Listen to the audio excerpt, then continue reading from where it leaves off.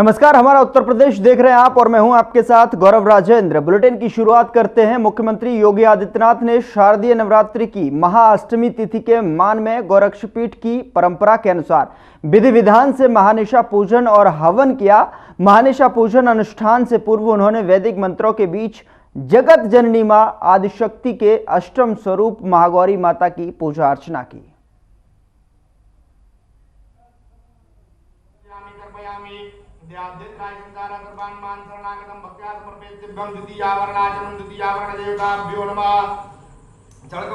अर्घ्यं निवेदयामि।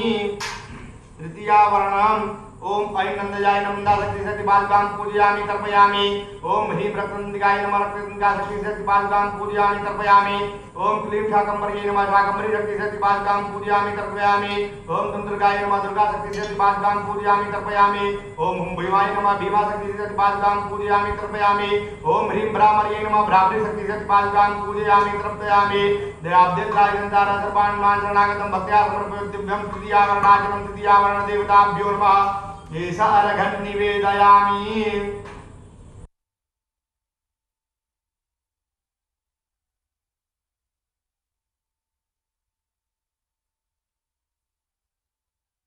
पीएम मोदी ने भारत आसियान शिखर सम्मेलन के दौरान टिप्पणी की। पीएम मोदी ने क्या कुछ कहा, आपको सुनाते हैं। आसियान परिवार के साथ इस बैठक में 11वीं बार भाग लेते हुए मैं गौरवान्वित महसूस कर रहा हूं। 10 वर्ष पहले मैंने भारत की एक्ट ईस्ट पॉलिसी की घोषणा की थी। पिछले एक दशक में इस नीति ने भारत और आसियान देशों के ऐतिहासिक संबंधों को नई ऊर्जा, दिशा और गति दी है। आसियान सेंट्रलिटी को प्रमुखता देते हुए 2019 में हमने Indo Pacific ocean initiative launch किया था। यह ASEAN outlook on Indo Pacific को कॉम्प्लीमेंट करता है।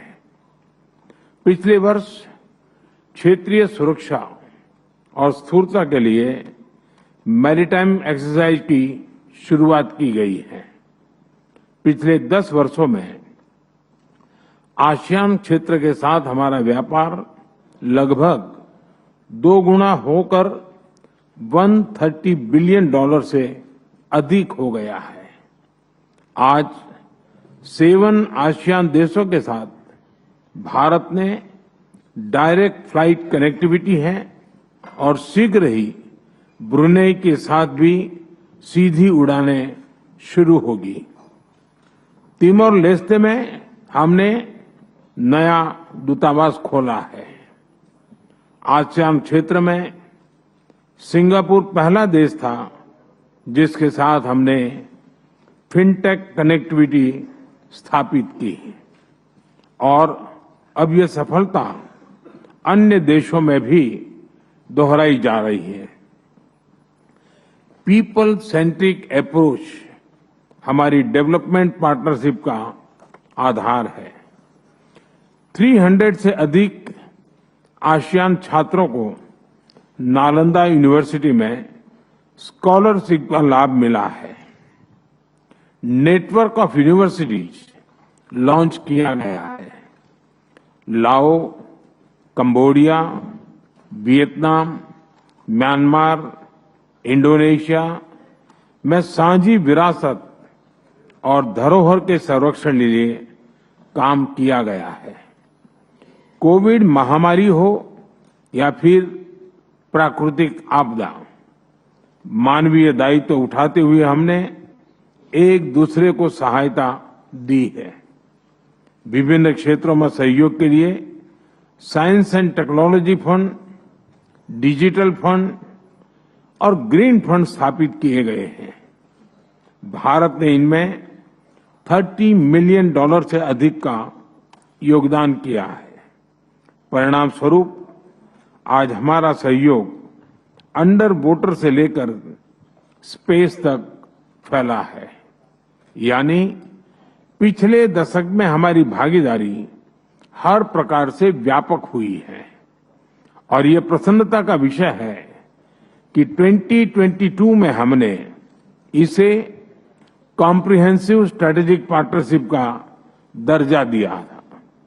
साथियों, हम एक दूसरे के पड़ोसी हैं, ग्लोबल साउथ के साथी सदस्य हैं और विश्व में तेज गति से ग्रो करने वाला क्षेत्र है। हम शांतिप्रिय देश हैं, एक दूसरे की राष्ट्रीय अखंडता और संप्रभुता का सम्मान करते हैं और अपने युवाओं के उज्जवल भविष्य के प्रति हम कमिटेड हैं। मेरा मानना है कि 21वीं सदी एशियन सेंचुरी भारत और आसियान देशों की सेंचुरी है। आज जब विश्व के कई हिस्सों में संघर्ष और तनाव की स्थिति है, तब भारत और आसियान की मित्रता, समन्वय, संवाद और सहयोग बहुत ही महत्वपूर्ण है। आसियान की सफल अध्यक्षता के लिए मैं लाओ पीडीआर के प्रधानमंत्री सोनसाई सिपांदोन को हार्दिक बधाई देता हूं। मुझे विश्वास है कि आज की हमारी बैठक भारत और आसियान साझेदारी में नए आयाम। उधर नई दिल्ली में PhD chamber of commerce and industry के 119वें वार्षिक सत्र में केंद्रीय गृह मंत्री अमित शाह ने शिरकत की। इस दौरान शाह ने वहां मौजूद लोगों को संबोधित किया। क्या कुछ कहा, आइए आपको सुनाते हैं। मगर जैसा आप सब जानते हैं, रतन टाटा का निधन हो गया। सबसे पहले तो मैं रतन टाटा जी को बहुत मनपूर्वक श्रद्धांजलि देता हूं। रतन टाटा जी, मेरा उनसे व्यक्तिगत भी गहरा परिचय रहा, परंतु न केवल भारतीय उद्योग जगत के, पूरे विश्व के एक सम्मानीय उद्योजक रहे। टाटा समूह का नेतृत्व करना ही अपने आप में एक बहुत बड़ी बात होती है, परंतु उन्होंने टाटा समूह का नेतृत्व ऐसे समय में संभाला जब टाटा समूह को अनेक प्रकार के परिवर्तन करना जरूरी था और धैर्यपूर्वक बारीकी से अध्ययन कर टाटा समूह के सारे उद्योगों को और काम करने की पद्धति को, दोनों को उन्होंने परिवर्तित किया और पहले की तरह आज भी टाटा समूह भारत के उद्योग जगत में एक ध्रुव तारा बनकर है। उसमें रतन टाटा जी का बहुत बड़ा योगदान है। देश के अंदर सूचिता के साथ अपने उद्योग का, अपने समूह का विकास करना, देश के सारे कायदे कानून और रूल्स रेगुलेशन इसका पूर्णतः पालन करते हुए अपने उद्योग समूह को प्रमुख स्थान पर बनाए रखना और इसके साथ साथ अपने ट्रस्ट के माध्यम से देश की सभी समस्याओं का समाधान कर एक अच्छा समाज बनाने का प्रयास भी करना, चाहे अनुसंधान का क्षेत्र हो, चाहे मैनेजमेंट का क्षेत्र हो, चाहे एजुकेशन का क्षेत्र हो, चाहे कैंसर के इलाज की सारी सुविधाओं को देश के हर हिस्से में पहुंचाना हो। रतन टाटा जी के नेतृत्व में टाटा समूह ने इसको बहुत अच्छे से कर दिखाया है। आज श्री रतन टाटा जी हमारे साथ नहीं रहे हैं, परंतु उन्होंने जो लेगेसी छोड़कर जा रहे हैं वो लंबे समय तक देश के औद्योगिक क्षेत्र में काम करने वाले, नेतृत्व करने वाले सभी लोगों के लिए पथदर्शक बनेगी, रास्ता बताती रहेगी, इसका मुझे भरोसा है। मैं आज ईश्वर से प्रार्थना करता हूं कि उनकी आत्मा को परम शांति अर्पण करने का काम करें। मित्रों, आज 119वें वार्षिक सत्र में मैं आपके सामने उपस्थित हूं। और मुझे कहते हुए हर्ष है कि ऐसे समय पर पीएचडी चैम्बर के वार्षिक सत्र में मैं उपस्थित हूं, क्योंकि जो वर्ष भारत के औद्योगिक जगत के लिए बहुत निर्णायक वर्ष बनने वाला है, ऐसे समय में मैं आपके सामने आया। दुनिया भर के लोकतंत्र के अंदर एक प्रकार से विश्वास की क्राइसिस दिखाई पड़ती है। सातत्यपूर्ण नेतृत्व लोकतंत्र के अंदर पूरी दुनिया को आप बारीकी से देखें तो बहुत कम जगह पे दिखाई पड़ता है, और मोदी जी पहले सीएम और फिर पीएम 23 साल तक लोकतांत्रिक तरीके से जनता का विश्वास जीतकर फिर से एक बार प्रधानमंत्री बनकर आए। ये बहुत महत्वपूर्ण बात है, क्योंकि स्थिरता के बगैर नीतियां अच्छे से इंप्लीमेंट नहीं होती। स्थिरता के बगैर सुरक्षा सुनिश्चित नहीं होती है, और स्थिरता के बगैर विकास भी सुनिश्चित नहीं होता है। स्थिरता ही है जो नीतियों में भी सातत्य लाती है, स्थिरता ही है जो विचारों में भी सातत्य लाती है, और स्थिरता ही है जो विकास में भी सातत्य लाती है। 10 साल तक इतने बड़े देश को अनेक समस्याओं से मुक्त कर तीसरी बार देश की जनता ने मोदी जी को आशीर्वाद दिया, और मोदी जी तीसरी बार प्रधानमंत्री बनकर आज देश का नेतृत्व कर रहे हैं। हम सब के लिए बहुत आनंद का विषय है। आज आपने थीम लिखा है विकसित भारत 2047 के रेफरेंस में उन्नति के शिखर की ओर अग्रसर। बहुत उचित ही विषय आपने सिलेक्ट किया है।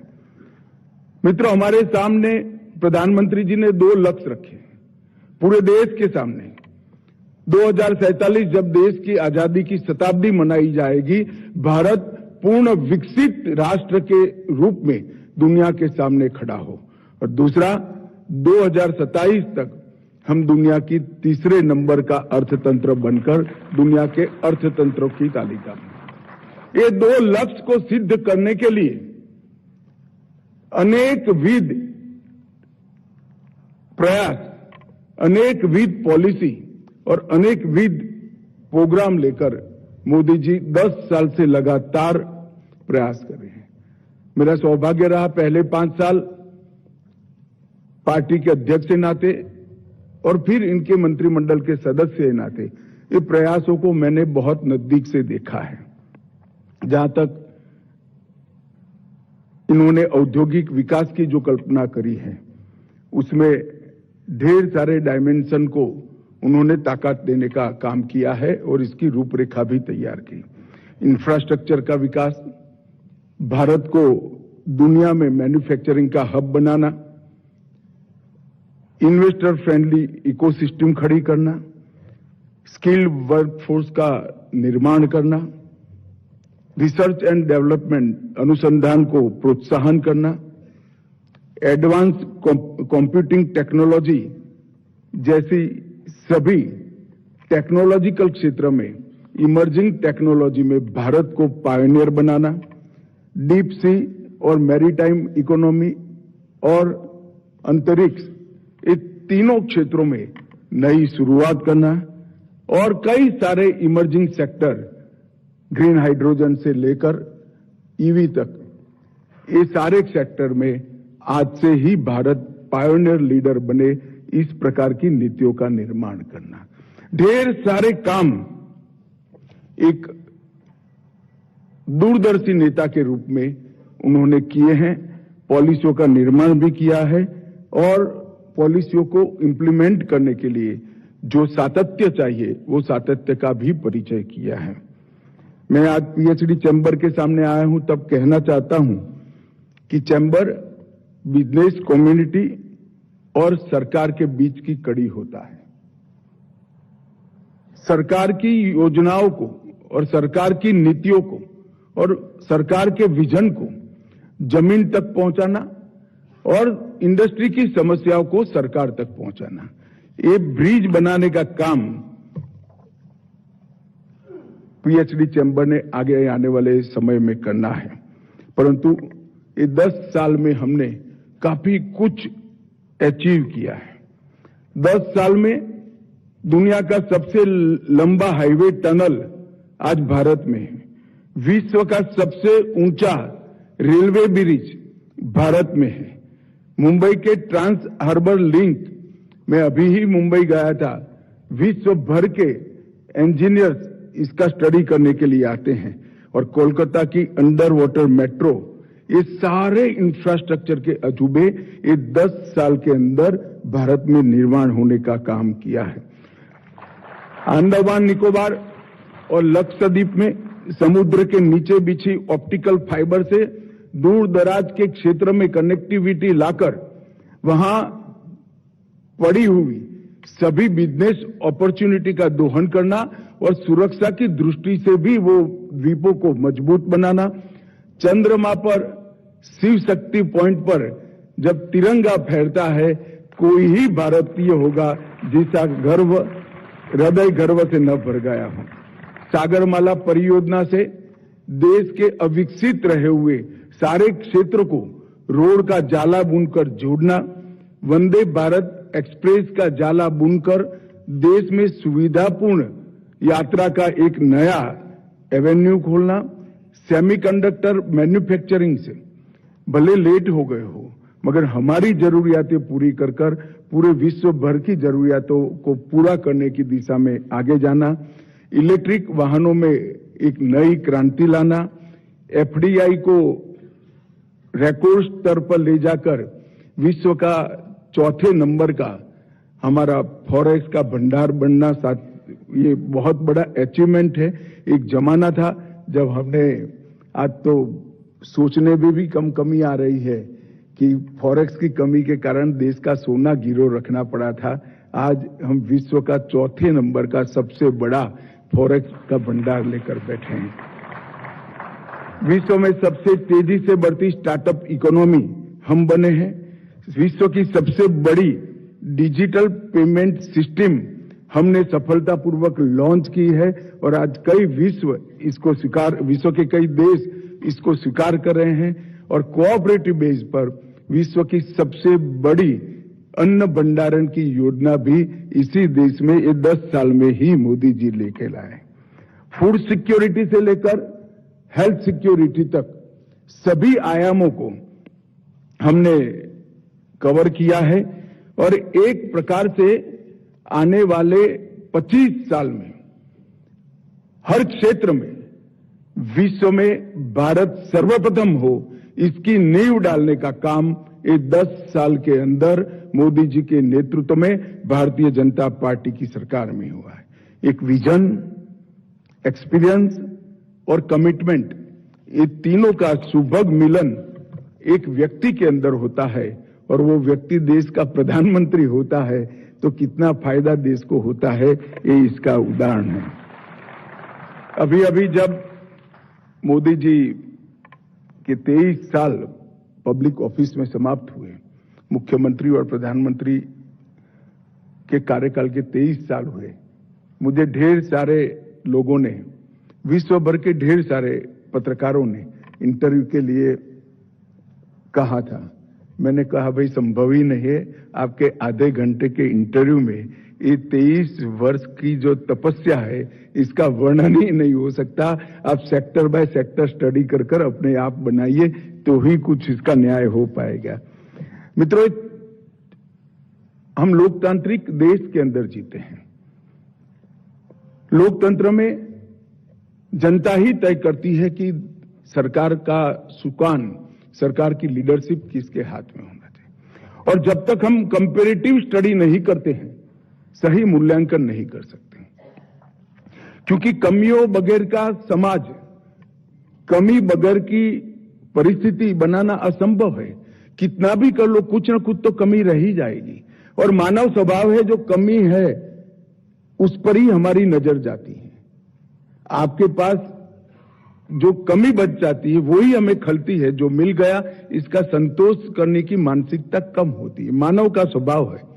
इसलिए जब तक कंपैरेटिव स्टडी नहीं करते हैं तब तक हमने क्या पाया है इसका सही आकलन नहीं हो सकता। मैं इसलिए बड़े तटस्थता पूर्वक 2014 और 24 की देश की स्थिति को मैं लिख कर आपके सामने लाया हूं और एक कंपैरेटिव है। कंप्यूटर पर सारे आंकड़े उपलब्ध है, सब साइटों पर, आप भी इसका स्टडी कर सकते हो। मगर सोचने का तरीका जब तक कंपैरेटिव नहीं करते हैं तो हमारे अचीवमेंट हमें नहीं दिखते हैं, कमियां ही दिखनी है। और निर्णय सही करना है तो अचीवमेंट को भी काउंट करना होगा और जो कमी रह गई है उसको पूरी करने के लिए नए सिरे से संकल्प करना पड़ेगा। मगर सारे अचीवमेंट को हम दरकिनार कर सोचेंगे तो आगे नहीं पड़ेगा। तो मेरे पास भी आज टाइम की कमी है, मुझे तुरंत निकलना है, मगर मेरा आप सबसे रिक्वेस्ट है, मेरी बात ध्यान से सुनिएगा।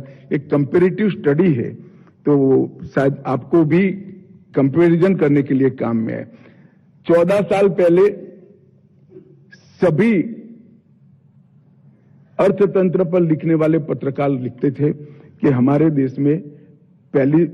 देश को पॉलिसी पैरालिसिस हो गया है, नीतियां नहीं बनती है, हेफाजार चलते हैं। मोदी जी ने पॉलिसी पैरालिसिस को समाप्त कर ढेर सारी नीतियों का सृजन कर पॉलिटिक्स ऑफ परफॉर्मेंस को एस्टैब्लिश करने का काम 2024 में। उधर ग्लोबल क्रिएशंस लखनऊ के तत्वाधान में अंतर्राष्ट्रीय बौद्ध शोध संस्थान में भारत गौरव डॉक्टर अनीता सहगल वसुंधरा में लिखित प्रथम कहानी संग्रह नया सवेरा का भव्य विमोचन समारोह दीप प्रज्वलन कर किया गया। इसको लेकर बॉलीवुड निर्माता निर्देशक मुकेश पांडे ने पुस्तक के विषयों की सराहना करते हुए कहा कि इस पुस्तक में जीवन की कठिनाइयों के साथ साथ उम्मीद और नई शुरुआत का संदेश छिपा है। नया सवेरा वास्तव में साहित्य के क्षेत्र में एक नई सुबह की तरह है। विमोचन कार्यक्रम में बॉलीवुड हास्य अभिनेता संजय मिश्रा, फिल्म निर्माता निर्देशक अभिनेता सिद्धार्थ नागर, फिल्म निर्देशक मुकेश पांडे ने और न्यायमूर्ति सुधीर सक्सेना सहित कई फिल्मी हस्तियों के साथ साथ बहुत से जाने माने साहित्यकार उपस्थित रहे।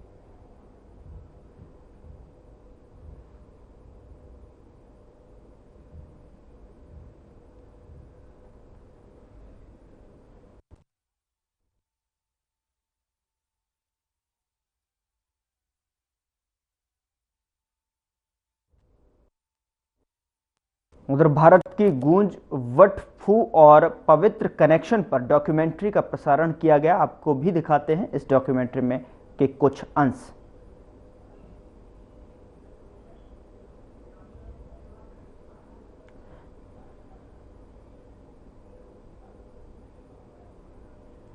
तो दक्षिण पूर्व एशिया के साथ संबंध की एक झलक जो आपके सामने वट फू और पवित्र कनेक्शन पर डॉक्यूमेंट्री का प्रसारण किया गया। Enduring relation Lord Shiva temple structure of Laos. On a sacred mountain stands Wat Pho. It remains profoundly connected to Indian subcontinent. For centuries, Indian spices and textiles. They brought tales of gods, sacred art, and a profound spiritual bond between India and Southeast Asia. Through its art, religion, as time progressed, India's influence endured. Indian philosophy remained deeply embedded in the rituals practiced by the Lao people. To this day, it continues to embody a living spirit, an annual festival steeped in ancient tradition for over 1,000 years. In 2007, for its posterity, the archaeological UNESCO World Heritage Site for the last 15 years as per the conservation participation of local artisans and craftsmen. This rich history between India. फिलहाल bulletin में इतना ही। नमस्कार।